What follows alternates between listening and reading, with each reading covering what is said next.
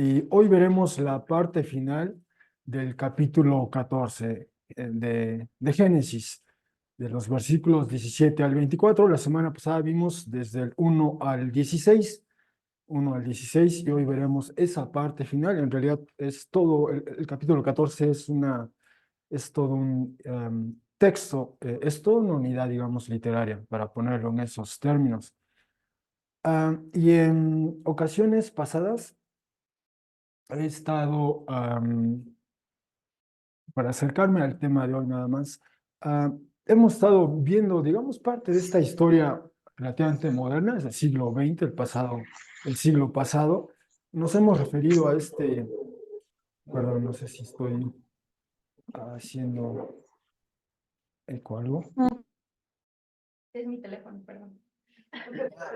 Ah, Ya le dije que se calle. ok, gracias, Sonia. Sí, de repente. Ok, decía, a la par que hemos estado viendo, especialmente esta porción donde a partir del capítulo 13, donde se hace más precisa la promesa para Abraham y Sara de la tierra y la descendencia, al mismo tiempo hemos estado viendo, de manera de introducción, este evento histórico del siglo pasado. Nos hemos referido a este 29 de noviembre de 1947, cuando la Asamblea General de las Naciones Unidas ah, votó y, bueno, se debatió y finalmente se sometió a votación esa propuesta que eventualmente se conoce ahora como la Resolución 181 de 1947, y se conoce así: la resolución aprobada sobre la base del informe de la comisión ad hoc encargada de estudiar la cuestión de Palestina. Y entre otras palabras, en esa resolución lo que se indica en su párrafo tercero: los estados independientes árabe y judío y el régimen internacional especial para la ciudad de Jerusalén, establecido en la parte tercera de este plan, empezarán a existir en Palestina 2 meses después de concluido el retiro de las Fuerzas Armadas de la potencia mandataria, pero en ningún caso después del 1 de octubre de 1948. Es decir, en esta resolución, como lo habíamos mencionado, se votó, se acordó, repito, la Asamblea General de las Naciones Unidas, el que se diera oportunidad de que se constituyeran dos naciones en el territorio de Palestina: una nación árabe, una nación israelita. Eso se acordó, eso se votó. Hasta ese momento, lo que llaman aquí la potencia mandataria, es decir, la que estaba controlando todo ese territorio de Palestina, era el Reino Unido, y en ese acuerdo también se definió que se iba a retirar el Reino Unido de Palestina, y entonces daba paso a que estos dos pueblos se constituyeran como naciones. Ese fue el acuerdo, repito, el 29 de noviembre de 1947.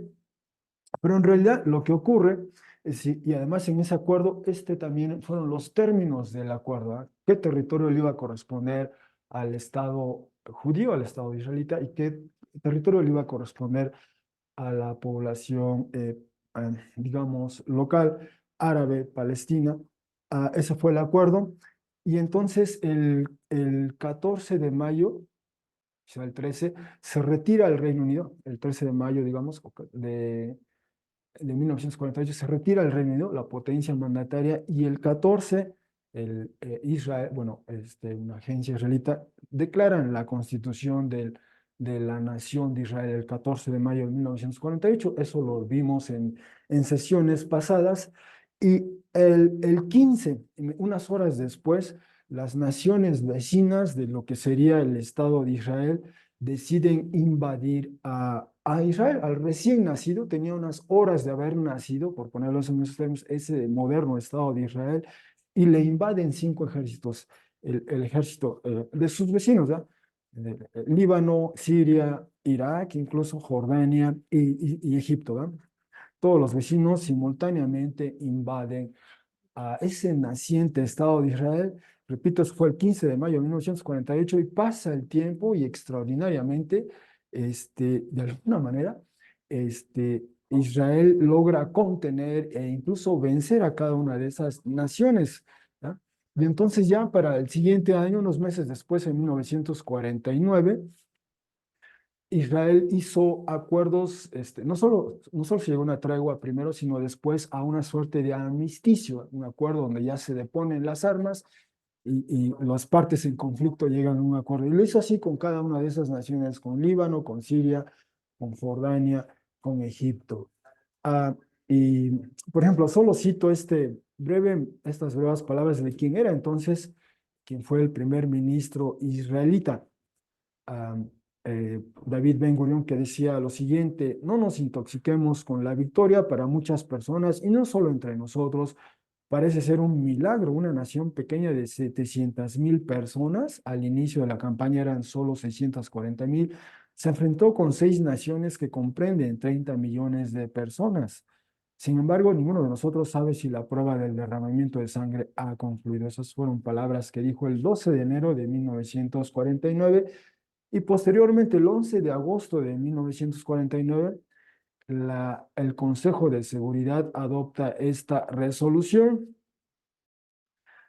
Entre otras, dice lo siguiente: encuentra que los acuerdos de armisticio constituyen un importante paso hacia el establecimiento de una paz permanente en Palestina y considera que estos acuerdos reemplazan la tregua provista en las resoluciones 50 de 1948, se, se fechó el 29 de mayo, y la 54 de 1948, que se fechó el 15 de julio de 1948. Bueno, con todo esto, lo único que quiero decir es que nace este estado, hay este conflicto, esta invasión, y finalmente se llega a un acuerdo de paz temporal, ¿no? Temporal, como desde entonces a la fecha. Bueno, con eso en mente, vamos a leer esta porción que nos va a ocupar, esta breve porción, esos 7 versículos del capítulo 14, y voy a dar lectura a este texto en la siguiente traducción que ofrezco para ustedes.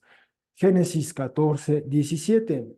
Y salió el rey de Sedón, o el rey de Sodoma, a encontrarlo, después de regresar o volver él de abatir a Kedar-Laomer y los reyes que con él se hallaban en una alianza en el valle de Sabé.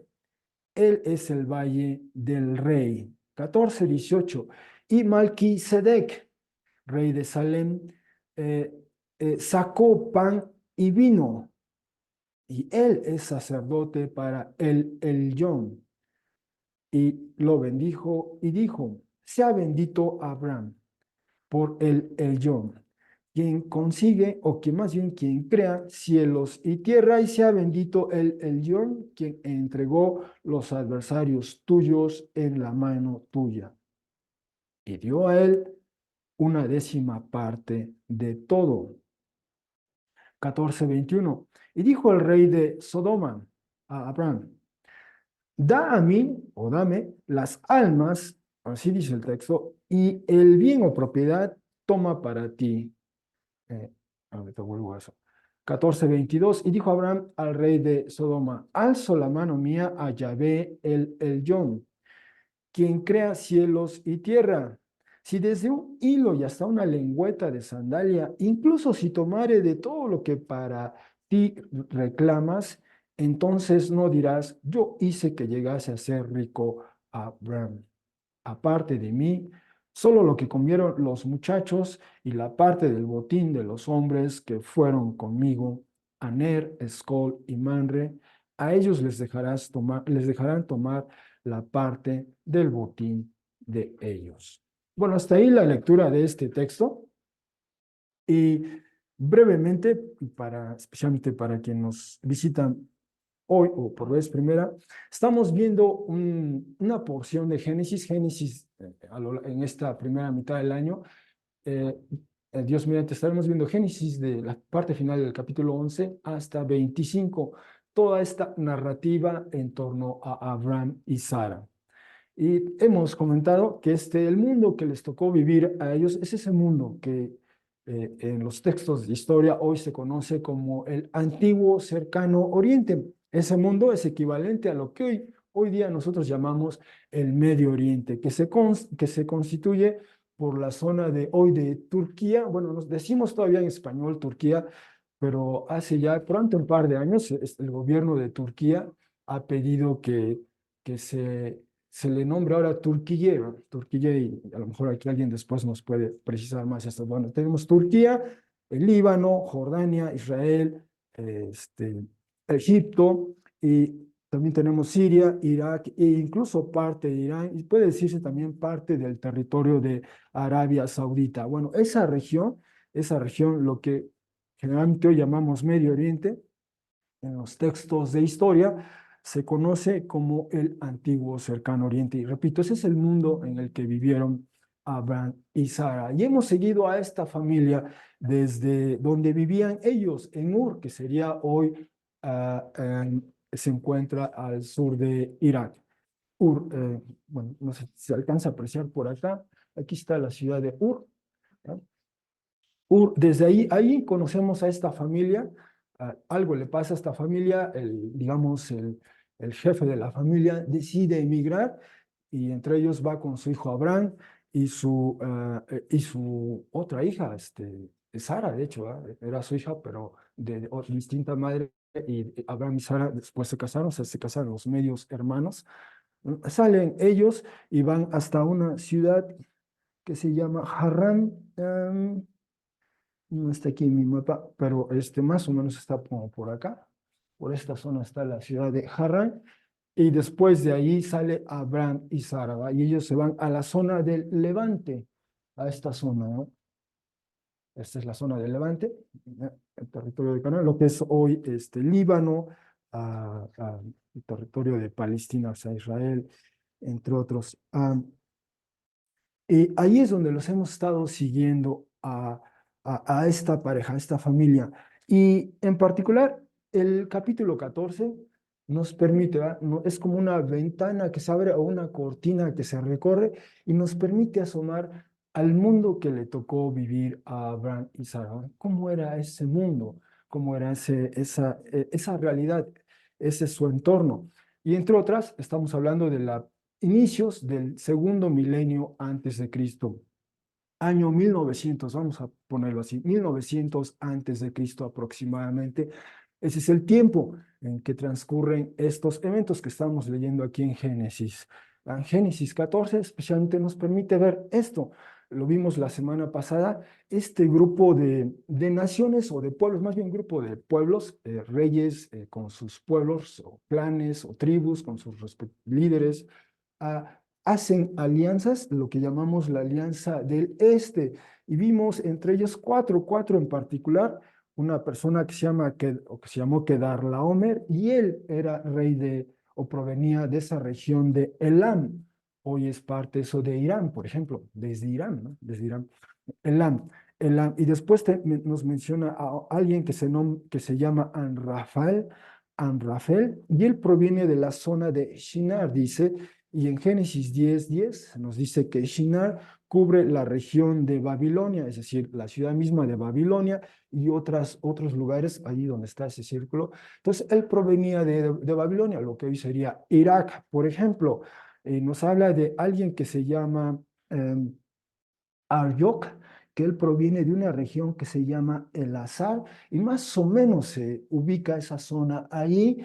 Nos habla también de una persona que se llama Tidal y que él encabeza, hasta al frente de una tribu, si se quiere, o un pueblo de nombre Gojin, y eso se ha tratado de ubicar en lo que sería hoy el sureste de Turquía, por ejemplo, hoy día. Entonces tenemos estas cuatro naciones y se hace esta alianza, tejieron esta alianza, hicieron esta alianza, y la alianza del este resuelve ir a atacar, o no que atacar, más bien viene invade a la alianza del oeste. Aquí había otros grupos, o otras clanes, otras tribus habitando en esa zona, hacen alianzas entre ellos, y los del este vienen a asaltar a los del oeste. En realidad vienen como decimos, lo dijimos la semana pasada, en términos coloquiales, hoy en México eso se diría, vienen a cobrar piso, ¿verdad? En esencia es eso, ¿verdad? Vienen a extraer tributo, vienen a imponer términos, condiciones, ¿verdad? Exigen de ellos algo, simplemente porque se sienten más superiores que ellos, ¿verdad? en esencia es ese. Ese es el mundo que le tocó vivir a Abraham y Sara. Esas eran las realidades. Ah, y de hecho, sobre las alianzas, dice este experto en estudios de esa región del mundo, el profesor Kitchen, dice en el oeste, Siria, Palestina, Levante, tales alianzas de varios reyes, uno las puede encontrar en todos los periodos donde registros escritos están disponibles en la región. Eso era común, tuviese alianzas, ha sido común siempre en esa región, pero con la Alianza del Este las cosas son radicalmente distintas. Desde aproximadamente el año 2000 hasta el 1750 o 1650 en el caso más extremo, repito, esto es antes de Cristo, tenemos el único periodo en el que numerosas alianzas de poder fueron comunes en la región de Mesopotamia y con sus vecinos. Alianzas de 4 o 5 reyes fueron comunes y modestas. Entonces, y repito, solo en ese periodo fue eso usual, porque al paso del tiempo después, cada una de esas, por ejemplo, surge Asiria y Asiria es la que impone condiciones en toda esa región, y después surge Babilonia y Babilonia es la que impone, ya no tiene necesidad de ser alianzas, ya ellos mismos son los que ejercen hegemonía. Posteriormente vienen los persas, por ejemplo, ¿va? Y entonces no tienen ya necesidad de alianzas, ellos se imponen, ¿va? Es decir, crecen y se hacen fuertes en términos económicos, políticos, militares, e empiezan a imponer condiciones, ya no tienen necesidad de aliados, más bien los someten a sus aliados, ¿va? Hacen que ellos mismos sean sus súbditos, digamos. Ese es el fenómeno posterior. Bueno, sobre las alianzas, la semana pasada había dicho, no me había dado tiempo de dar estas referencias, pero solo para corroborar, ¿verdad? Por ejemplo, tenemos este texto que proviene de esa región de Mesopotamia y dice, más aún con respecto a lo que mi señor escribió aquí a los reyes diciendo, ven al sacrificio en honor de Istar, he reunido a los reyes en Sarmané y he comunicado este mensaje a ellos, no hay rey que sea fuerte solo por sí mismo. De 10 a 15 reyes van siguiendo a Hammurabi. Y este rey de Babilonia, se fecha su existencia en el año aproximadamente 1800, 1850 antes de Cristo, o sea, casi contemporáneo de Abraham, ¿no? Hammurabi, el hombre de Babilonia. Así también Rimsin, el hombre de Larsa, así también Ibalpiel, el hombre de Eshnuna, así también Amudpiel, el hombre de Catanún, y 20 reyes van siguiendo a Yarimlin, el hombre de Yamada. Simplemente eso es evidencia de las alianzas, no solo de 4 o 5 reyes, aquí habla de 15 y otro de 20 reyes, ¿eh? Es decir, de estos grupos, de estos clanes se aliaban y juntos emprendían a hacer algo. También tenemos esta otra de la zona de Mari, este, por ahí muy cerca de Harran, por ejemplo, donde en algún momento estuvo muy cerca. Dice, a mi señor hablo, su siervo Abimelech dice, el viaje que realicé en lugar de mi señor fue seguro. Llegué a Babilonia, entregué el mensaje de mi señor, que mi señor me instruyó dar a Hammurabi, otra vez este rey de Babilonia. Y él estaba muy feliz y él habló como sigue. Él dijo, Simrilin escribió estas palabras en función de una orden de un dios, y puesto que Simrilin, Yarilin y yo llegamos a ser aliados, y puesto que estrechamos las manos, demonio o enemigo no será capaz de hacer algo que nos dañe y expulsaremos la garra de ese enemigo, Elam, de la tierra, ¿no? Entonces, ahí están, simplemente es testimonio, evidencia de cómo existían estas alianzas, y estas alianzas iban cambiando en función de los intereses de los aliados, ¿no? De hecho, hay un texto de un rey que cambiaba aliados cada 2 o 3 meses, ¿eh? Y el que fue su aliado después fue su enemigo y viceversa, el que era su amigo ahora era su aliado, y según en función de sus intereses iba cambiando sus alianzas. Así que esto era común, ¿verdad? Este es el mundo que le tocó vivir a Abraham y Sara. Ahora, sobre el dominio que ejercían los pueblos de Mesopotamia sobre el Levante, brevemente cito este texto de las inscripciones reales de Mesopotamia en Asiria. Dice, Samsi Adad, rey del universo, constructor del el templo del dios Asur, pacificador de la tierra entre el Tigris y el Éufrates, por la orden del dios Asur, quien lo ama, a quien Anu y el dios Enlil llamaron por nombre para grandeza entre los reyes que fueron antes de él. Bueno, en ese tiempo recibí, dice este rey, ¿verdad? Este rey de Asiria, en ese tiempo recibí el tributo de los reyes de Tucris y del rey de la tierra superior. Dentro de mi ciudad, Asur, fijé mi gran nombre y mi inscripción monumental en la tierra del Líbano y en la costa del Gran Mar, ¿no? Entonces, esas referencias, el Líbano, El Líbano, digamos, aquí está el territorio de Palestina y al norte está, o sea, lo que sigue después es el Líbano y habla del Gran Mar. El Gran Mar es la expresión para referirse al mar Mediterráneo, ¿verdad? Entonces, este rey que se encuentra aquí en Asur está hablando de cómo recibe tributo de estos pueblos, ¿ya? Del Líbano y de esta pueblo que se ubica en esta parte, ¿verdad? Entonces, simplemente, esta es otra evidencia de que, en efecto, eso se dio, ¿verdad? Que esta alianza del este, estos grupos de Mesopotamia imponían condiciones a las gentes que vivían en el Levante.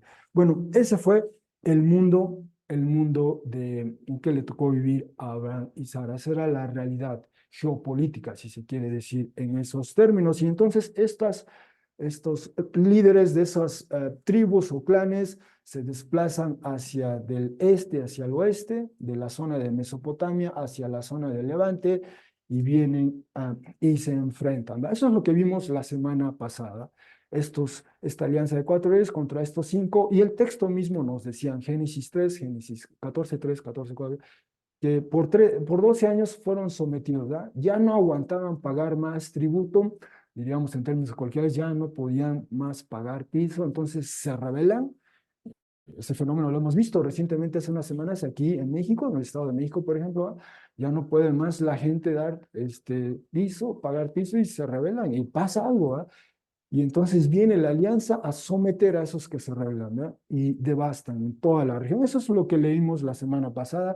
Así que recorren todo el Levante y comienzan con el grupo, llegan con los Refaí, solo dice así, este grupo, este clan, esta tribu, y los someten, y después a los Usim, allí están, y después a los Emí, bajan hasta el Negev, llegan con Jori, y después un poquito al oeste con los de Amalequí, y finalmente con Emory, ¿verdad? Y en esa zona de Emory, además, después saquean, entonces nos dice el texto que saquean a las ciudades de Sodoma y Gomorra, y se van, se regresan con todo el botín ellos, ¿verdad? Esta alianza, entonces recorre todo el Levante, somete la rebelión, saquean y se regresan, ¿verdad? Esa es la realidad, es el mundo que le tuvo. Y ahí andaba Abraham y Sara, ¿verdad? Ellos andaban por esta zona, digamos, por aquí más o menos andaban ellos por esta zona, pero su sobrino Lot probablemente andaba por acá, si es ahí donde se encontraba Sodoma y Gomorra, y Lot fue, entre otros, uno de esos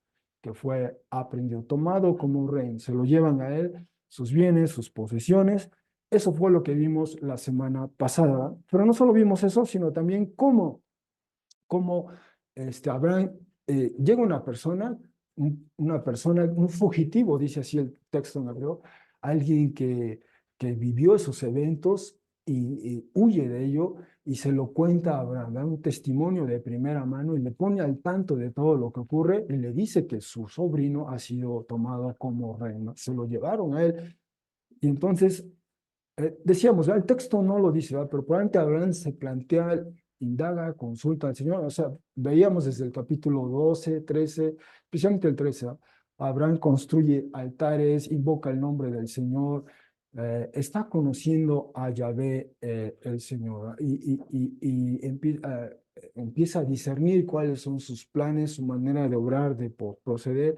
Probablemente hizo algo así, Abraham consulta, no lo dice el texto, pero probablemente ese fue el caso, y entonces toma la decisión de ir tras ellos, ¿verdad? Y además, ese es un aspecto del otro, veíamos, ¿verdad? Esta fue la manera en que Abraham decide ser bendición para, como dice Génesis 12:3, ¿verdad? Dios le llama a Abraham y a través de él iba a mediar bendición a otras familias o a otros clanes de la tierra, y esta es una manera en que decide hacerlo Abraham, ¿verdad? Va a rescatar y rescata no solo a Lot, su sobrino, sino a las otras personas que habían sido tomadas cautivas al botín, ¿verdad? Y lo que hace Abraham es un asalto nocturno. Bueno, primero se desplaza hacia el norte hasta Dan, donde está esa flecha, se llamaba antes Laquis, así se llamaba ese lugar.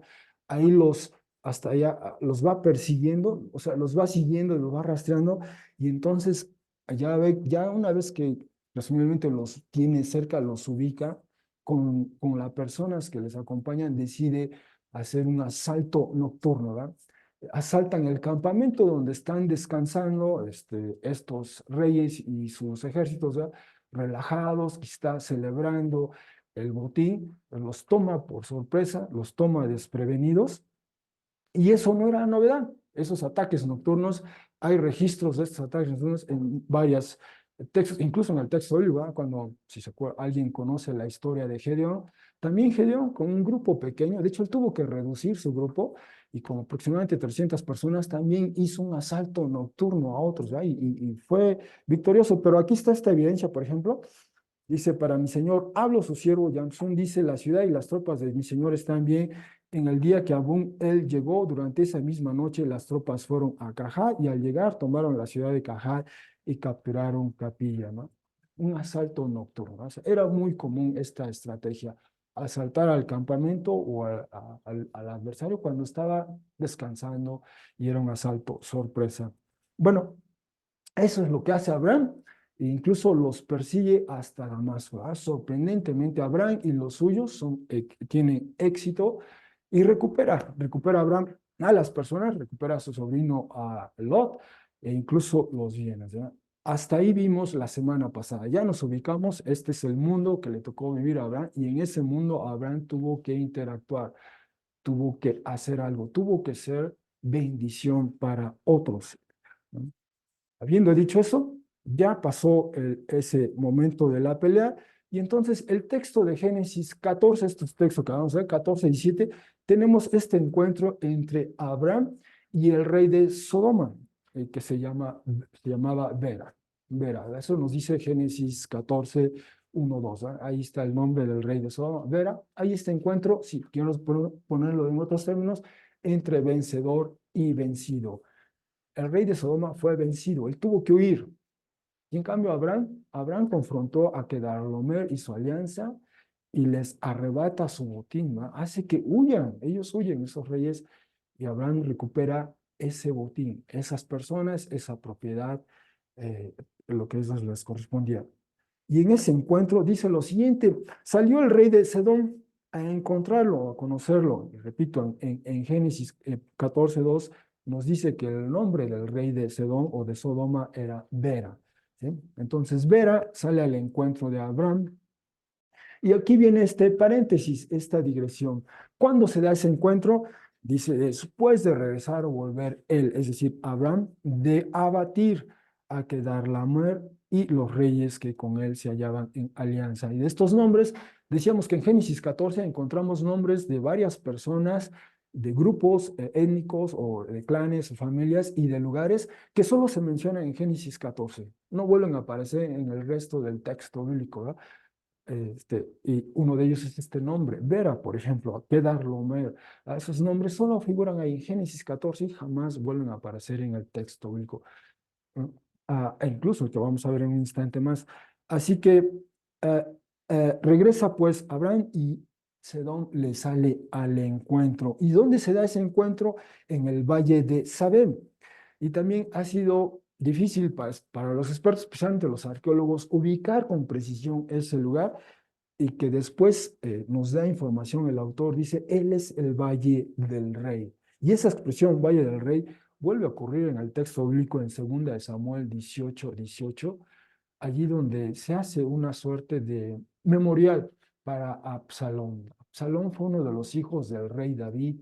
Él se revela, de hecho, él quiere sublevarse, quiere destronar a su padre, ¿no? Destronar a su padre y no tiene éxito esa suerte de golpe de Estado, diríamos, hoy día, ¿verdad? Y finalmente muere Absalón. Y allí en el Valle del Rey es donde muere y se le hace un memorial a varias piezas. Ahí es cuando vuelve a aparecer ese término. Bueno, hasta ahí simplemente nos dice 14:7, le sale Sedón al encuentro de Abraham, el vencedor viene, el vencido va a encontrarse con el vencedor, para ponerlo en otros términos, pero de repente asoma otra persona. Malquisedec nos dice 18 así sin más y más, sin decir hola, buenos días, yo soy tal persona, y se interrumpe, ¿verdad? Viene el encuentro y se asoma un tercero inesperado a que aparece y dice el versículo 18, y Malquisedec sacó pan y vino, así más y más, como que él rompe el protocolo, ¿verdad? Viene el vencedor, el vencido, quizá hay un aire de solemnidad ahí, de buenas a primeras aparece este personaje, saca pan y vino, y bendice a Abraham. ¿No? Bueno, este es el gran personaje, ¿verdad? Malquisedec. Malquisedec. De él solo se vuelve a leer en el Salmo 110:4, el texto que leyó para nosotros.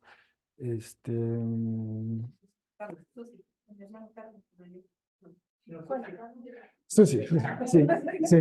Perdón, mi memoria de corto plazo está muy mal.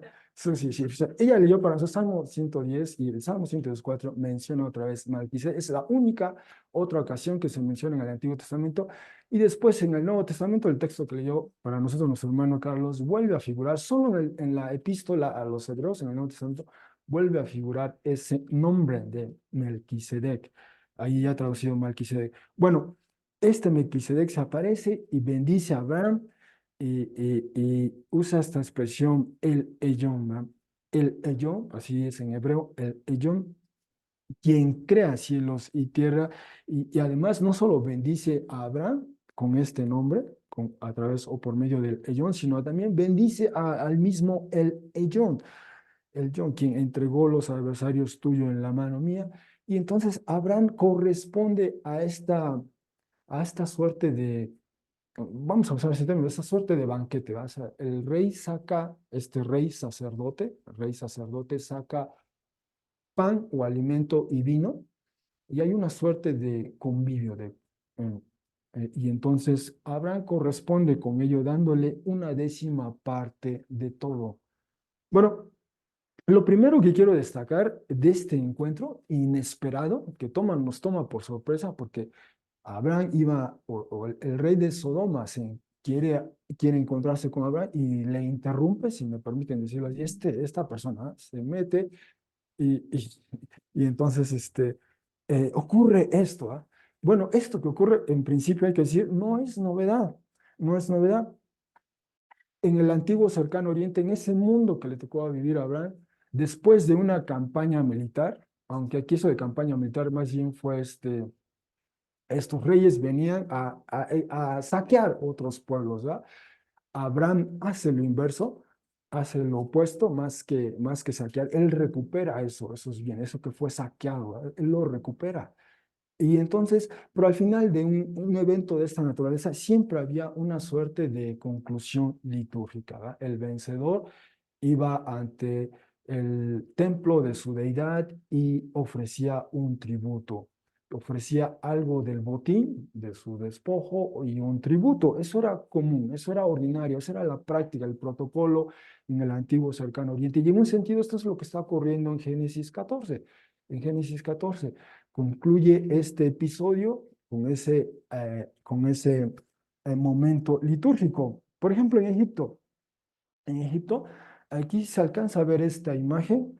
Viene el faraón, en ese tiempo se llamaba Setos, el primero. Si se alcanza a ver acá, este es el faraón. Siempre a ellos los esculpen o los dibujan enormes, grandes, ¿verdad? Las otras personas son pequeñas, pero este es el faraón. Él viene de una campaña militar y está presentando aquí tributo, o sea, parte del botín suyo, ¿ah? A sus deidades. Ahí son tres de los dioses egipcios y además detrás de él vienen algunos prisioneros que también son parte de su botín, parte de su botín. ¿Va? Eso es lo que indica este relieve. Y entonces, de hecho, así lo han traducido, de nuevo cuenta el profesor Kitchen, lo tradujo y dice la presentación de prisioneros y botín ante la triada divina de Tebas, esto allá en Egipto. Y el texto sobre el botín, presumiblemente estos eh, nosotros diríamos jeroglíficos, que se han traducido. Ese es un texto que dice lo siguiente: presentación del tributo por su majestad, en este caso el rey, a su padre Amenre, una alusión a la deidad egipcia, que consiste de plata y oro, lápiz lazuli y turquesa y de cada piedra preciosa noble, por el valor, dice así, por el valor que tú me das en cada tierra extranjera. ¿No? Esa es la presentación del tributo y después el texto delante del rey, presumiblemente el texto que está encima de él, por acá, presumiblemente estos jeroglíficos, diría presentación del tributo por el buen Dios, así se ve el rey, el buen Dios, a su padre Atún, otro término para referirse a la deidad egipcia, que procede de los jefes rebeldes de tierras extranjeras ignorantes de Egipto con su tributo a sus espaldas, para llenar cada taller con esclavos masculinos y femeninos. Y de nueva cuenta dice, por las victorias que me diste en cada tierra. Y finalmente el texto sobre la fila superior de prisioneros, presumiblemente esto que se ve por acá, ese texto, jeroglíficos que se ha alcanzado a recuperar, dice lo siguiente: Su Majestad ha regresado de tierras extranjeras, su ataque ha sido exitoso, él ha saqueado Retenú, o sea, esa es la manera de referirse a Siria, al territorio de Siria, ¿sí? Allá en el Levante, digamos. Él ha ejecutado a sus jefes, él ha provocado que los asiáticos, recuerden que hemos leído ya varios textos donde, como desde Egipto, se referían a los habitantes del Levante como los asiáticos. Bueno, aquí dice, él ha provocado que los asiáticos digan, ¿quién es este? Él es como una flama en su avance, decidido sin ser detenido por el agua. Él hace que todos los rebeldes desistan de su alarde con sus bocas. Él se ha llevado el aliento de sus narices. Bueno, ahí está, hay evidencia de que regresa el líder de esa campaña militar y es el que va ante sus dioses y presenta un tributo, una ofrenda. Eso ocurría en Egipto y también eso ocurre en Mesopotamia. Por ejemplo, este breve texto de otras inscripciones allí en Asiria, como dice este comentario introductorio, este texto está inscrito en una lápida encontrada en el templo de Istar en Asur, o lo que hoy llamamos, bueno, se llama Siria, y conmemora la dedicación del botín, del saqueo por un tal Ititi, de otro modo desconocido, quien debió haber sido gobernante en la ciudad-estado de Asur durante el periodo acadio antiguo. Ese periodo va del 2000 al 1600 aproximadamente.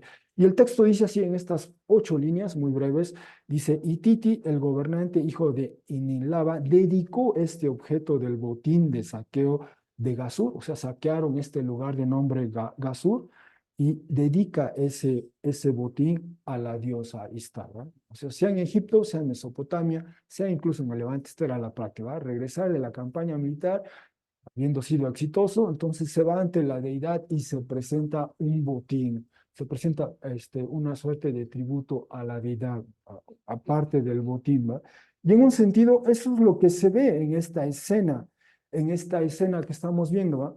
Pero habiendo dicho eso, permítame solo explorar brevemente estos puntos sobre el texto. Primero, Malquisedec. ¿Quién es Malquisedec? Bueno, el nombre como tal, el patronímico Malquisedec, de hecho se compone, bueno, solo ocurre aquí, ¿verdad? Génesis 14, 18, y después vuelve a aparecer en Salmo 110:4. Más allá de eso, no sabemos más de él, nada más de él, ¿no? Nada más de él.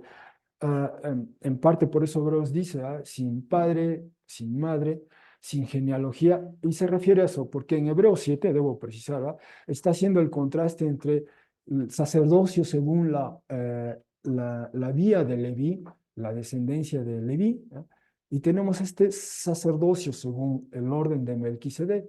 En la sacerdocio según la orden de Leví, bueno, había que ser descendiente primero de Leví, ¿verdad? De la tribu de Leví, especialmente de la línea de Aarón, ¿no? Para poder aspirar a ser sacerdote, pero de este no tenemos genealogía alguna, ¿verdad? Que nos diga quién es su padre, quién es su madre, o sea, cómo se le instituye sacerdote. Bueno, solo va ese comentario. Segundo, el vocablo Malki como tal, como aparece así en hebreo, es una construcción, una locución, una construcción gramatical que significa mi rey. Melech en hebreo significa rey. Malki entonces significa mi rey. Por ejemplo, el Salmo 2:6, uno lee el Salmo 2:6 y ahí dice, está hablando Yahvé, dice, literalmente dice, derramé mi rey en Sión, ¿va? Pero otras traducciones dicen, coloqué, instalé, puse mi rey en Sión. Y esa expresión, mi rey, está en hebreo, dice Malki, ¿va? O sea, Yahvé dice Malki, mi rey, lo puse ahí. Bueno, eso es Malki. Y el otro vocablo, Sedek, entre otras connotaciones o acepciones, puede significar justicia, ¿verdad? Entonces estamos viendo a alguien que su nombre es mi rey justicia, por ejemplo, podría entenderse así. Repito, ese nombre Malquisedec se traduce al griego, cuando se hace la traducción de hebreo a griego, la Septuaginta, y se traduce como Melquisedec. Y así nos llega en el Nuevo Testamento, en la epístola de los hebreos. Aparece ese nombre en literatura judía no canónica, por ejemplo, en la obra de Josefo, en la obra de Filón de Alejandría, entre otros, ¿verdad? Pero fuera de ello, no sabemos mucho de este personaje histórico. Malquisedec simplemente era el rey de Salem y era rey sacerdote. Debo decir que en ese periodo, en ese tiempo, era común que el líder del clan, el líder de la tribu, el líder del pueblo, fuese, además de ser el líder, ¿verdad? Además de tener esa responsabilidad política, era también al mismo tiempo el sacerdote con respecto a la deidad que se veneraba. Tenía esas funciones. Era común en ese periodo, en ese tiempo, ¿verdad? Las funciones de rey y sacerdote las ejercía la misma persona. Al paso del tiempo, eso se fue institucionalizando, digamos, o desarrollando de otras maneras, pero en ese tiempo eso era muy común, ¿no? Entonces tenemos a este rey que es a la vez sacerdote y hace eso con Abraham. Ah, por cierto, este rey lo que hace es, nos dice el texto, bueno, él dice que, perdón, me regreso rápido al texto, perdón, por eso, dice que Melquisedec lo bendijo, bendice a Abraham, ¿verdad? Eso es lo que hace primero el rey, saca pan, saca vino, pero lo primero que hace es bendice a Abraham. ¿Qué implicación tiene esto? Bueno, dice el mismo texto de Génesis 12, 12:3, cuando lo leímos, cuando lo estudiamos en su momento, 12:3, Yahvé le dice a Abraham, déjame bendecir a quienes te bendicen. Entonces, implícitamente en el texto, esta es una de las primeras personas que resulta ser bendecida por bendecir a Abraham. A quien te bendiga, yo bendeciré, ¿verdad? Dice el texto en los déjame bendecir a quienes te bendicen. Y es la primera vez que vemos explícitamente en el texto bíblico que alguien bendice a Abraham, ¿no? Y por lo tanto, esa persona, uno infiere, ¿verdad? Resulta, es bendecida tan solo por hacer eso, tan solo por hacer eso. Este es un caso sobre... Nos dicen que Malquisedec es rey de Salem. Salem, bueno, el vocablo Salem solo de nueva cuenta aparece en Génesis 14:18 y una vez más en el Salmo 76:3. O sea, no figura, solo dos ocasiones en todo el texto hebreo del Antiguo Testamento. Al griego se traduce como Salem, allí aparece más veces y de nueva cuenta solo ocurre en el Nuevo Testamento en Hebreo 7:1-2. Pero en otra literatura judía no canónica, por ejemplo, las obras de Josefo, aparece varias veces, 8 ocasiones, y en una de ellas, en Antigüedades 1:180, él iguala Salem a Jerusalén, ¿no? O como él la escribe, Soluma a Jerusalén, ¿no? Hace esa ecuación, ¿no? Si leyéramos el Salmo 73:3, habla de Sión y habla de Salem, ¿verdad? Igual, se apunta como a hacer esa ecuación entre que Sión, que eventualmente es una de las maneras en que a veces se refiere a Jerusalén en particular, o quizá a todo el pueblo de Israel, pero hace esa ecuación, ¿no? Hace esa ecuación, ¿no? Entonces, de ahí se infiere, se desprende que por antes este rey, Salem era lo que posteriormente se conoce como Jerusalén. Pero es de esa manera en que se sabe, ¿verdad? Por estas referencias, por estas referencias. Ah, y Salem, bueno, aquí estamos viendo este mapa, donde estaba ubicada más o menos Salem, ¿verdad? Ahí es donde está apuntando esa flecha en rojo, casi ah, al inicio del Mar Muerto, pero del lado este, ¿verdad? Por ahí más o menos se ubicaba este lugar, Salem, y ahí presumiblemente el rey de ese lugar era Malquisedec. Bueno, eso es sobre Salem. Luego, tercero, él se presenta como un rey, perdón, como un sacerdote de el Yom. Y esta expresión, el Yom, ah, ah, solo ocurre aquí en Génesis, perdón, ah, aparece 4 ocasiones y todas ellas solo aquí en Génesis 14. Es donde se utiliza esa expresión el Eyón. En el resto del Antiguo Testamento, la expresión solo ocurre una vez más en el Salmo 78:35, así que no se utiliza mucho esta expresión como tal, el Yom. Ahora, esa expresión, el Yom, se forma de dos vocablos, el vocablo el, que generalmente es el vocablo que se traduce como Dios, ¿verdad? Es el nombre genérico, si me permiten decirlo, de Dios, ¿verdad? De Dios. Así como nosotros en español usamos bueno, es el sustantivo Dios, pero es un tanto genérico, ¿verdad? El nombre propio de Dios en el Antiguo Testamento se forma por estos vocablos que a veces nosotros traducimos como Yahvé, ¿verdad? Pero son solo 4 consonantes en hebreo, ¿verdad? Y a veces las pronunciamos como Yahvé. Y de hecho, en el Salmo, bueno, en un momento vuelvo. Sí, en el Salmo 78, 7:18, perdón, 47:3, 97, 9, aparece la expresión Yahvé el Yom, ¿va? Yahvé el más elevado. Bueno, ese es el. Y el vocablo el Yom simplemente es una manera de expresar el superlativo, ¿va? Lo más elevado, lo más alto, ¿va? Y ese es el término, ese es de esa manera Melquisedec se refiere a Dios. Dios el más elevado, Dios el más alto, ¿va? Y algunas traducciones suelen utilizar el superlativo altísimo, ¿ah? El altísimo, el altísimo. Entonces, hay esa combinación. Ahora, debo decir, en la región del Levante, allí donde estaba Abraham, donde estaba Melquisedec, donde estaban esos pueblos derrotados, el vocablo él apuntaba a una deidad muy conocida, ¿ah? Muy conocida en el panteón cananita. Por eso es importante, bueno, es importante que cuando Abraham responde, como veremos más adelante, él usa el vocablo, ¿verdad? Yahvé, el Yom, él precisa, ¿verdad? Pero ahorita vuelvo a ese punto. Bueno, ese es el término, el vocablo, el Yom, simplemente una manera de referirse a Dios como el más elevado, el más alto, y de ahí el altísimo.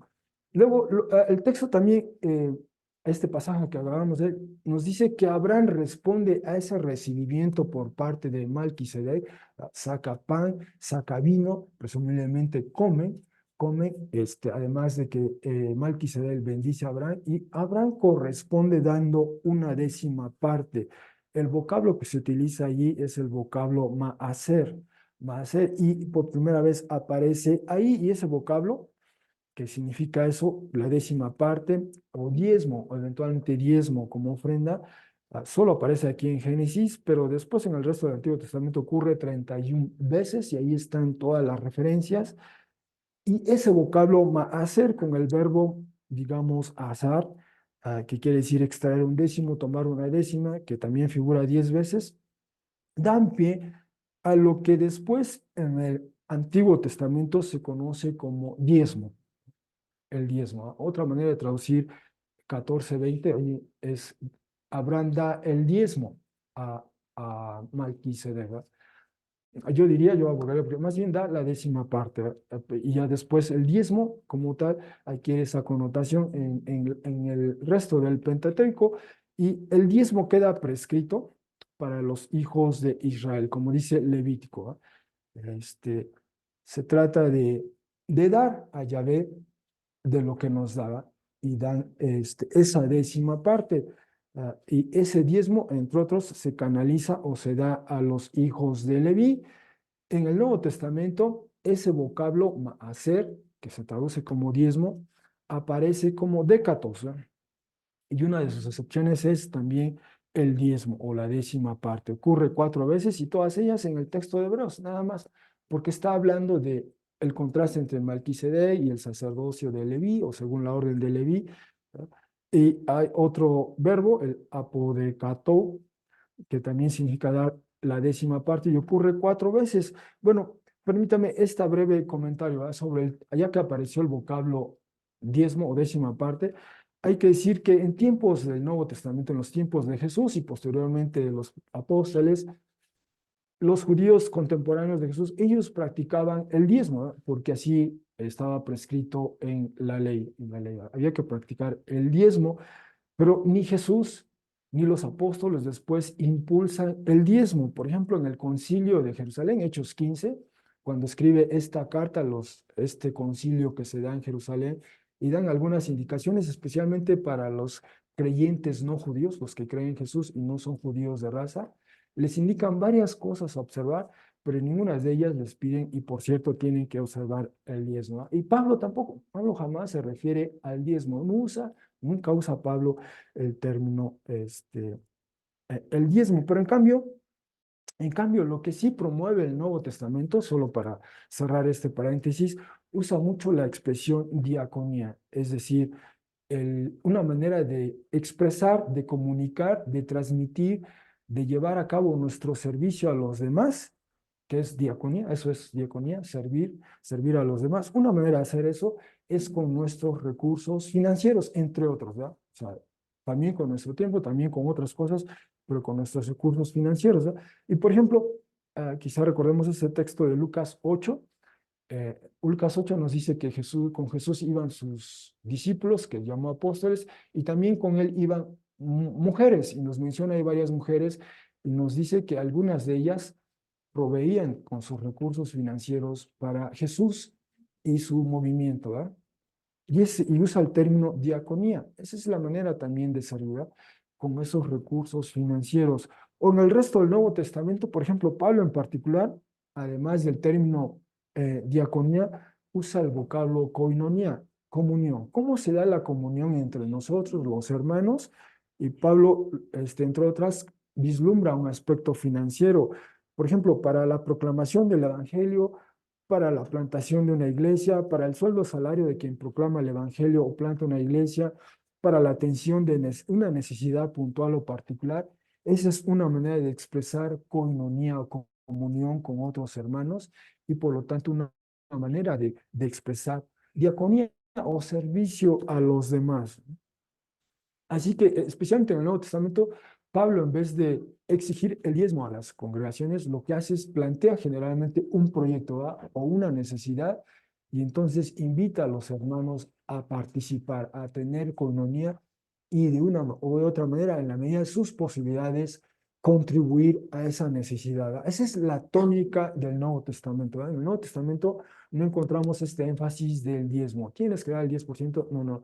El énfasis es hay esta necesidad, hay este proyecto, por ponerlo en esos términos, y se invita a la comunidad, a los hermanos, a participar de ello, ¿eh? En la medida, en lo que, como tú vas, delante de Dios, tú decides cuánto dar, pero tú aportas, tú contribuyes, de esa manera expresas comunión entre los hermanos y materializas lo que es diaconía, servicio a los demás. Ese es el énfasis en el Nuevo Testamento.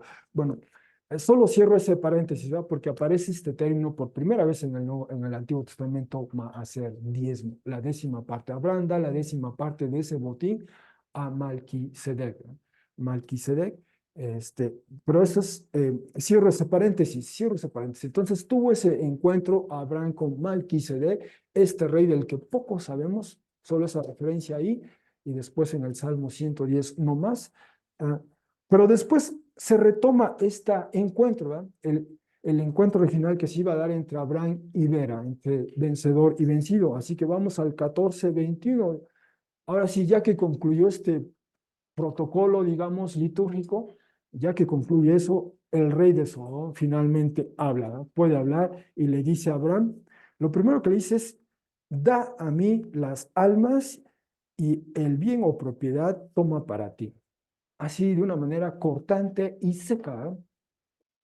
Y eso es algo que sorprende, contrasta con la manera en que Malquisedec se acerca a Abraham, ¿no? Lo primero que hace Malquisedec, cuando abre su boca Malquisedec, es bendice a Abraham, ¿no? Lo primero que hace el rey de Sedón, que por cierto era el rey derrotado, el que había huido, ¿no? Usa esta expresión un tanto brusca, áspera, y le dice, da a mí las almas, ¿no? No le dice, muchas gracias por haber rescatado, ¿verdad? Por haber arriesgado tu vida, gracias. No, no, no, no, no, no, no. Lo primero es, da a mí las almas y tú quédate con el bien, ¿no? Sin más ni más, de una manera cortante y seca. Bueno, quizá no nos debería sorprender un poco, ¿verdad? Por cierto, Génesis 12:3, así como dice Yahvé a Abraham, ¿verdad? Déjame bendecir a quien te bendice y a quien te haga menos, a quien te menosprecie, a quien te subestime, maldeciré, ¿verdad? E implícitamente aquí está pasando algo. hay una bendición para Malquisedec porque él bendijo a Abraham, ¿no? Y fue una manera también de agradecer lo que él fue, rescató, hizo lo contrario a quedarlo muerto. Abraham viene y saquea y se lleva y arrebata y Abraham recupera, trae, rescata, libera a estas personas. Es lo opuesto, ¿eh? Y Malquisedec bendice a Abraham, bendice eso. Y este rey, en vez de bendecir, vela, es cortante, es áspero, es hasta rudo en el trato, ¿verdad? Y da órdenes, ¿ya? O sea, se sabe que él fue vencido, tiene de frente al vencedor, pero aún así le dice, da a mí las armas, ¿no? No hay eso, no hay ese trato, no hay ese respeto, no hay eso que se esperaría de alguien en esa condición, ¿va? Que reconociera lo que Abraham hizo por él, lo que Abraham hizo por él. Está ese aspecto, pero además también se nos había dicho en el texto mismo, en 13:13, ¿no? Cuando, por cierto, Lot decide irse hacia esa zona, la zona al valle del Jordán, ¿no? Donde está Sodoma y Gomorra, entre otras, se nos dijo esta información, ¿va? Por cierto, los hombres de Sodoma malos o malvados o malintencionados son, ¿no? Y pecadores hacia Yahvé extremadamente eran, ¿no? Y aquí vemos algo de ese carácter, de esta persona, ¿no? Algo reflejado. Y eventualmente después de ver 14, Dios mediante llegamos al 18 y 19 y algo terrible pasa a estas ciudades, a estos lugares, a sus pueblos, a sus gentes, ¿verdad?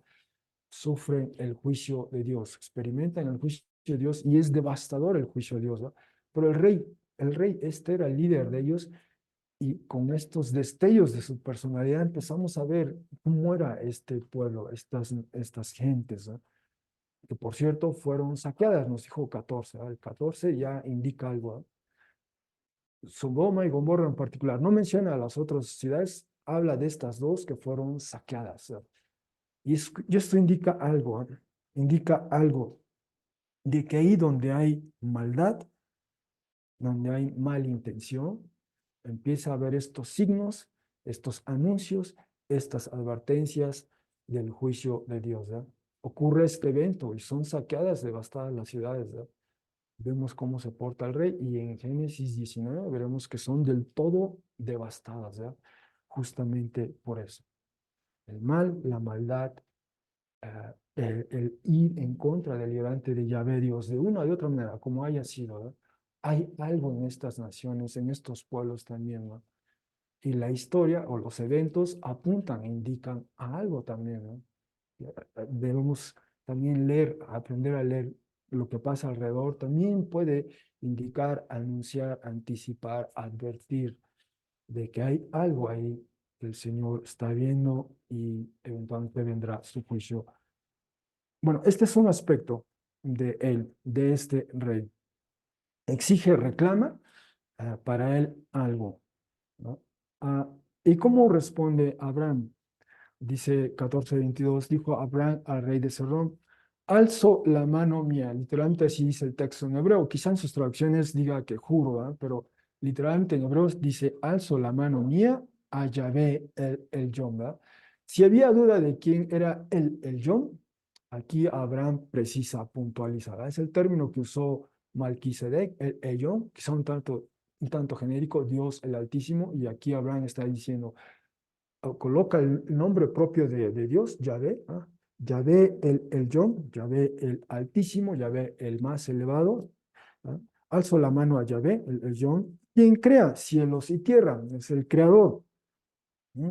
Y le dice lo siguiente, y repito, esta expresión, el 14:23, en hebreo, o sea, quizás sus traducciones a lo mejor refrasean esto, pero lo que le está diciendo según el hebreo dice, si desde un hilo y hasta una lengüeta de sandalia, incluso si tomare de todo lo que para ti reclamas, es decir, Abraham le está diciendo, si yo me quedara con el botín, si yo me quedara con el botín, ni siquiera tendrías razón para decir, yo hice que llegase a ser rico Abraham. Eso es lo que le está diciendo. Si yo me quedase con todo el botín, era el derecho de Abraham. Eso era lo que imperaba en las usos y costumbres el vencedor se quedaba con el botín. Vera, perdón, el rey de eso fue derrotado, fue vencido, ¿verdad? y no tenía derecho a reclamar o exigir ni siquiera eso, ¿va? Ni siquiera tenía derecho a eso. Y Abraham le está diciendo esto, ¿va? Si yo quisiera, o sea, quedarme con todo el botín, pudiera, era su derecho. Y además, no tendrías razón para decir que tú me enriqueciste, ¿va? O sea, fui yo el que fui y rescaté e hice esto, ¿va? Yo vencí a los otros, yo recuperé todo esto, ¿va? Ni siquiera podrías decir de mí. Eso es lo que en otras palabras le está diciendo a Abraham, ¿verdad? Que su derecho de él, por haber vencido a la alianza, era quedarse con todo el botín, ¿va? Con todo lo que él recuperó, ese era su derecho. Así eran los usos y costumbres de la época. No había razón para que Vera reclamara algo. Nada, nada de razón, ¿no? Pero incluso en eso se muestra la generosidad de Abraham. Le dice, aparte de mí, o sea, esto es lo que yo decía, aparte de mí, solo lo que los muchachos o los servidores comieron, ¿no? Perdón, aparte de mí, solo lo que comieron los muchachos y la parte del botín de los hombres que fueron conmigo, ¿verdad? Y menciona a tres de ellos, a Aner, Escol y menciona a Manre. Los nombres Aner y Escol ya los habíamos visto en 14:3. Ellos son parte de este grupo, los Emorí, y en 14:13 nos dice que este grupo, los Emorí, habían entrado en una suerte de alianza con Abraham, ¿no? O sea, ya vimos que las alianzas imperaban y en 14:13 no nos dice en qué términos y condiciones se lleva a cabo esta alianza, pero de alguna manera Abraham y estos grupos, este grupo entra en un acuerdo, y entre otras, ese acuerdo quizá asumía, si algo te pasa a ti, venimos en tu ayuda, si algo te pasa, si algo nos pasa a nosotros, vamos en tu ayuda, y en un sentido también Abraham honra ese acuerdo, por eso va y persigue a esta alianza bueno, recupera el botín, ¿verdad? Y, y, y, y entonces dice lo que estos hombres que fueron conmigo, parte de este acuerdo, de esta alianza, Aner, Escol y Manre. Por cierto, el nombre Manre ya lo habíamos visto en 13:18. Y Manre en 13:18 es el nombre de un lugar, es un topónimo. Y aquí Manre es el nombre de una persona, es un patronímico, ¿no? Entonces, nombre de lugar, nombre de persona. Aquí menciona a tres personas que fueron también con Abraham y juntos pelearon. Bueno, repito, porque había una alianza ahí de por medio de los Emorí que fueron atacados por esta alianza. Así que Abraham les está diciendo, ellos van a tomar la parte sutil. O sea, Abraham le está diciendo, a ver, en otras palabras, que el derecho de ellos es quedarse con ese botín, ¿no? El de ellos. Sería el mismo caso de Abraham. Ese es mi derecho también, pero dice, yo no, yo no voy a ejercer ese derecho, renuncia a ese derecho, ¿eh?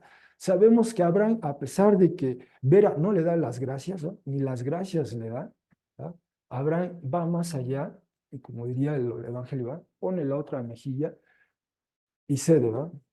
Yo no me quedo con el botín, aquí está el botín, ¿va? Tómalo, tómalo, ¿va? O sea, era mi derecho, solo le está diciendo al principio, ese es mi derecho, ¿va? Pero renuncio a ese derecho, ¿va? Tómalo. Solo respeta el derecho que tienen estos que fueron conmigo, ¿va? Estos tienen su parte en el botín, respeta eso, lo demás, quédatelo, ¿va? Y nos recuerda la actitud de Abraham que tuvo en Génesis 3, ¿va? Cuando le dice a Lot, mira, aquí está la tierra, escoge tú.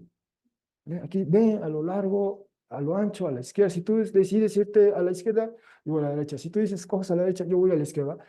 Abraham empieza a ceder, empieza a cultivar ese hábito de ser generoso, ¿verdad? De ser desprendido, de primero, ante todo, pues honrar al Señor, ¿verdad? Lo que eso implique, lo que eso implique y el costo que eso tenga, está aprendiendo Abraham a caminar en fe, ¿verdad? En la manera, el modo en el que el Señor pide que hagamos las cosas, no en la manera en que a veces se nos ocurre, como fue el caso en 12 al final, ¿verdad? ¿Se acuerdan? Va a Egipto y le dice, di que tú eres mi hermana, ¿verdad? Y recibe todo ese beneficio económico, pero algo pasó ahí, ¿va? Y Abraham aprendió su lección. Entonces, de aquí en adelante, Abraham es el generoso, el desprendido. Tú escoge primero, ¿va? Quédate tú con el botín. Solo sabe que era mi derecho, ¿va? Pero quédate con él, ¿va? Nada más respeta el derecho de estos otros que fueron conmigo. Abraham está cediendo, dando. Hay una tercera implicación que quizá no hemos visto, ¿va? Todo Génesis 14 nos presenta, me voy a regresar a un mapa, perdón que haga esto, perdón, que voy a regresar aquí, si tengo un mapa, solo para ilustrar el punto. Perdón. Bueno, vamos a ponerlo aquí, o este mejor que tenía. Mm, Perdón, este mapa. ¿Mm? O sea, viene la Alianza del Este, recorre todo el Levante y va sometiendo a estos pueblos, entre ellos los Emory, con los que dice 14:13, Abraham había entrado en acuerdo de alianza, los somete a todos ellos, ¿va? Y luego se regresan. Bueno, Génesis 14, de una manera sutil o implícita, también plantea la pregunta de la tierra.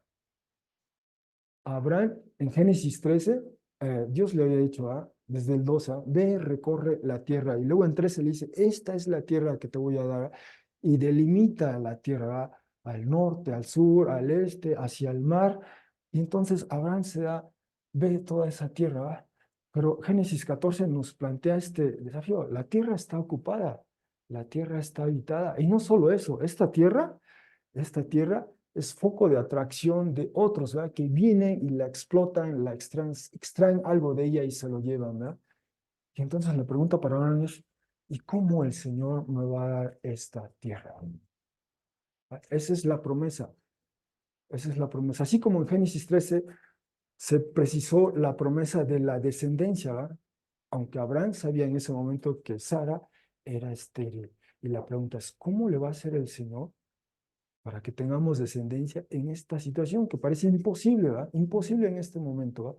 ¿Cómo le va a hacer el Señor que ha prometido que incluso la descendencia va a ser como el polvo de la tierra, ¿verdad? ¿Cómo le va a hacer el Señor? Y esta es la pregunta en Génesis 14. ¿Cómo le va a hacer el Señor que ha prometido dar esa tierra cuando la tierra está ocupada? Y además la tierra es foco de atracción de estos grupos, de otros grupos que vienen y la saltan y la saquean y se llevan de ella. O sea, ¿cómo van a hacer eso? Ese es el interrogante que también nos plantea Génesis 14 perdón, Abraham plantea explícitamente en 15 y después en 17, ¿va? Esas preguntas están ahí, estas preguntas y las plantea Abraham, como veremos Dios mediante el próximo domingo y los siguientes, ¿va? Pero implícitamente nos dice eso, ¿va? Abraham vio eso. Y esta es la tierra que el Señor ha prometido, pero ¿cómo va a ser mía? ¿Cómo va a ser nuestra? Esa es la pregunta. Bueno, ahora sí me regreso quizá por acá. Ujú. Bueno, en conclusión, hermanos, Génesis 14 retrata la realidad que imperaba en los inicios del segundo milenio antes de Cristo. Año 1900, vamos a poner el mundo en que vivieron Abraham y Sara. Pueblos del este, sí, pueblos de Mesopotamia, que se imponen a los pueblos del oeste, los que están en el Levante, la región del Levante. Y Abraham responde a su vocación de ser bendición. En ese mundo, en esa realidad, Abraham es bendición. Haya una manera, discierne una manera de ser bendición, porque ese es su llamado. Es llamado en Génesis 12, 2, 3, a ser bendición y a mediar bendición a otros, ¿verdad? Y encuentra eso, discierne cómo, ¿verdad? Y, ah, y la manera en que lo hace es primero rescatando, y para eso recurre a una operación nocturna, militar, bueno, de hecho, y rescata a su sobrino Lot, pero también rescata a personas. Y el texto de 14, 16 precisa, ¿verdad? Hay mujeres y hay pueblos, ¿verdad? Hay mujeres y principalmente niños. O sea, había muchas personas y Abraham hace eso, recupera a esas personas, las libera, las rescata, las salva. Y esa es la manera en que Abraham comienza a hacer bendición para otros planes, para otras familias, ¿verdad? Así comienza, en pequeña escala, a hacer bendición para los demás. Ah, el encuentro entre vencedor y vencido, entre Abraham y el rey de Sodoma, contrasta dramáticamente en muchos sentidos con el encuentro entre vencedor y el sacerdote. El sacerdote, a consecuencia de ello, es bendecido y el rey de Vera, por menospreciar, por hacer menos a Abraham, probablemente, por lo menos no fue bendecido, ¿va? Por ponerlo en esos términos, según Génesis 2, 3, ¿va? Por ponerlo en esos términos. Ah, Y bueno, Abraham, además, en este intercambio, este breve intercambio que nos da el texto con John, ¿no? O sea, quizá hablaron más cuando saca pan y vino y conversan un poco más y cuentan los detalles de cómo fue el rescate, quizá es en esa conversación, pero hay algo que precisa Abraham, ¿no? Melquisedec habla de el John, de el Dios más elevado, el Dios altísimo, y Abraham precisa, ¿va? El John es Yahvé. Este tiene su nombre propio, es el Dios, ¿verdad? Que yo estoy conociendo, Él es el Dios altísimo. Yahvé, el Dios altísimo. Precisa, puntualiza eh, ah, en, esta, en este intercambio con Él, ¿no? Y además da esa décima parte, ¿verdad? Los usos y costumbres de la época, pues era corresponder a ello y ya vimos, ¿verdad? Era su derecho quedarse con todo el botín, pero cede, ¿no? Cede su parte a Sedón y pronto al otro, a alguien más, ¿eh? Cede su parte, cede lo suyo, nada más pide que se le respete el derecho a estos que lo acompañaron, pero en su parte, aunque le correspondía, lo cede, lo da, se desprende, se desprende. Y entonces Génesis 14 también, de un modo implícito, plantea, al menos para Abraham, la pregunta de la tierra que se le ha prometido. ¿De qué manera se la dará Yahvé de Dios? ¿No? Es la gran interrogante que va resolviendo el texto bíblico al paso del tiempo. Bueno, algunas implicaciones del texto que hemos visto hoy. ¿Cómo respondemos a quienes no agradecen el servicio que se les hace? Incluso nos exigen que lo hagamos en sus términos, ¿verdad? Probablemente les ha pasado a ustedes esto, ¿verdad? Haces todo, haces algo para alguien y viene y no solo no te da las gracias, sino hasta a veces te reclama, te exige esto, te insulta, ¿verdad? Porque no lo hiciste de su modo, de su manera, pero y tú casi das la vida por todo eso. Y así, ¿verdad? ¿Cuál es el ejemplo y enseñanza de Jesús al respecto? ¿Qué nos enseña Jesús? ¿Cómo corresponde a responder en eso, ¿verdad? En conversaciones con nuestros familiares, vecinos, compañeros, cuando surge el tema Dios, ¿eh? Cuando asoma ¿cómo precisamos nosotros, en nuestro caso, cómo nos referimos al Dios que revela, que da a conocer la Biblia? Como diría el Nuevo Testamento, el Dios y Padre de nuestro Señor Jesucristo, ¿verdad? A veces escuchamos expresiones, ¿verdad?, de Diosito, por ejemplo, ¿verdad?, en algunos vecinos, en la conversación. Está bien, pero ¿cómo en esa conversación podemos contribuir, ¿verdad?, y precisar y puntualizar quién es este Dios al que estamos hablando? Así como Abraham, él precisó, es Yahvé el Yonah, es Yahvé el Dios más elevado, el Dios altísimo. Finalmente, ¿cómo ser de bendición a otros? ¿Ya? Génesis 14 nos invita a plantear cómo responder a esa vocación a la que nos llama el Señor. En el caso de Abraham era puntualmente ser bendición y además mediar bendición a otros, ¿no? Y Gálatas 3:4 habla de la bendición de Abraham por medio del Mesías Jesús, ¿no? Literalmente así dice la bendición de Abraham, y es que implícitamente las personas escuchen el Evangelio y a consecuencia de creer en Jesús reciban el Espíritu. Eso dice Gálatas 3:14, ¿no? Entonces, ¿cómo nosotros también podemos mediar esa bendición de Abraham a otros? Es decir, que otros escuchen el Evangelio de modo tal que crean en Jesús, sus vidas sean transformadas radicalmente e incluso reciban el Espíritu. Dios, el Espíritu Santo, ¿no? Son algunas de las implicaciones que plantea este texto de Génesis 14. Con ello, pues muchas gracias, hermanos, por su atención.